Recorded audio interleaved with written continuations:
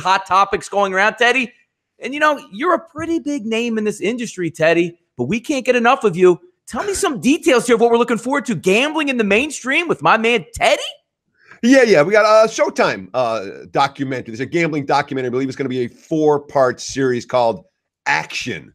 Quote, the chorus of human stories we will present in action will resonate far beyond the world of sports and gambling. Look, it's going to be a lot of fun. I'm not a big player in the documentary by any stretch of the imagination, but there are going to be a lot of guys. Certainly Kelly in Vegas has done some stuff with sportsbookreview.com. She's one of the people that they were following around, and I'll get some B-roll in there. It should be a lot of fun. I'm interested to see what they came up with.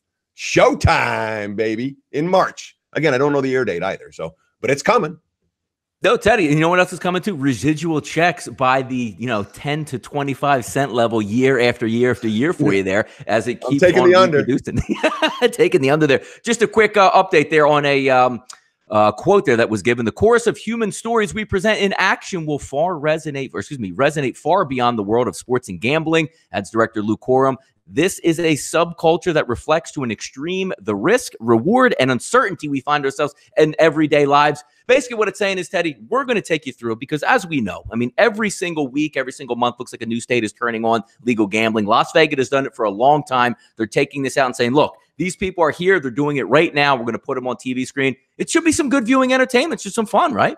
I hope so. And with any documentary, you always wonder how the information is going to get presented. I hope they don't try to super sensationalize everything and hype everything up and give a realistic portrayal. Did they actually do that? I don't know. I haven't seen the finished product. I will not see the finished product until it airs. So we'll find out together in March in this 4-part Showtime series. I'm sure we'll have some cameras out there for Teddy as he struts down the red carpet there for a Showtime premiere. We're all looking forward to it there. We'll have some fun, but we are gamblers. And look, last night maybe didn't, we talked about the Louisville game, taking the points and, opening up at 6, ending up at 8.5. If you're on the Louisville side, you were on the right side of that game, sidewise taking the number. But, if you went for that little extra goal there and you wanted Louisville, maybe even went to bed, Teddy, 20-point lead with under 10 minutes to go. It was amazing theater to watch this unfold where it just seemed like the ball was sticking to Duke players' hands every time up court. Every loose ball went their way. Every turnover went their way. An amazing collapse at Louisville when it looked like this game was all set, ready to go. Duke pulled their starters, get ready for the next game. Not so fast, Teddy. Yeah, exactly. This wasn't Louisville up 23 at Cameron, and now here comes the crowd, and Duke starts going nuts, and Louisville's in trouble in that regard. This is Louisville up 23 at home, midway through the second half. And look, Duke is as good or better than any team in college basketball this season. And Zion Williamson went nuts last night, but most of this, Duke played an incredible last 12 minutes of the game. But if I'm pointing fingers, hey, Louisville, have you seen a zone defense before? It's not that hard. You got to shoot to beat out of it. You got to pass well to beat out of it. And Louisville couldn't do either one. A complete meltdown / collapse for the Cardinals. They still got the money. They did not get the win. Impressive victory for the Duke Blue Devils. Yeah, Jordan Nwora played very well for Louisville, chiming in with 23 points, even hitting a monster 3 late in the game that gave them a 5-point lead again. But you're talking about some basic stuff as well. It's not like a Division III team, a high school team, or even a grade school team says, man, never saw the 2-2-1 press. Most teams with good ball handlers at that level, the same way you don't see a press in the NBA because it generally doesn't work. You break the press, you get an open look, or you waste time. It was interesting watching the game because of the lead that Louisville had. Theoretically, Teddy, when we flip it over to maybe to betting the NFL or college football, if Louisville would have just ran the clock out, like if they would have just came down the court, didn't even get a shot out, a shot up and let the time expire on the clock, they would have won it. But the fact that you're turning it over with 10, 15, 20 seconds left to go, creating fast breaks was ridiculous TV. And entertaining TV. Entertaining, certainly yes. If you were someone out there who laid a price with Duke on the money line, that was a thrilling comeback last night. And again, from a point spread perspective, it didn't matter. Louisville got the money pretty much wire to wire, but I'll give Duke credit, and I have to give Duke credit, but it was a little bit of a Louisville choke job. Let's be real.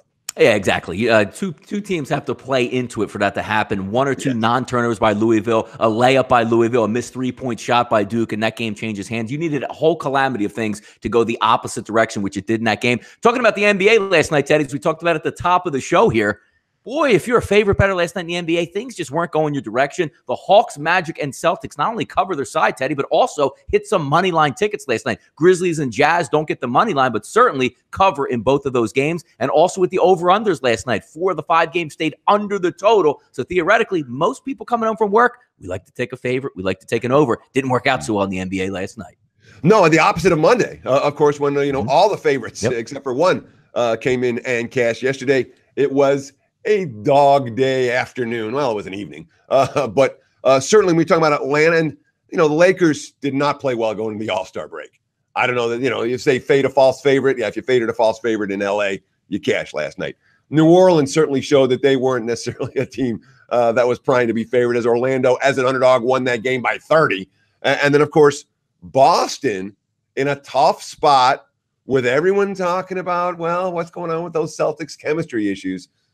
Boston got the calls last night, and Joel Embiid was not happy about it after the game. Celtics steal one in the fourth quarter. And, of course, you talked about the Jazz. We talked about that game yesterday in a series where Utah has given Golden State all kinds of problems. They did again last night from a point spread perspective, and San Antonio didn't play good ball going into the break.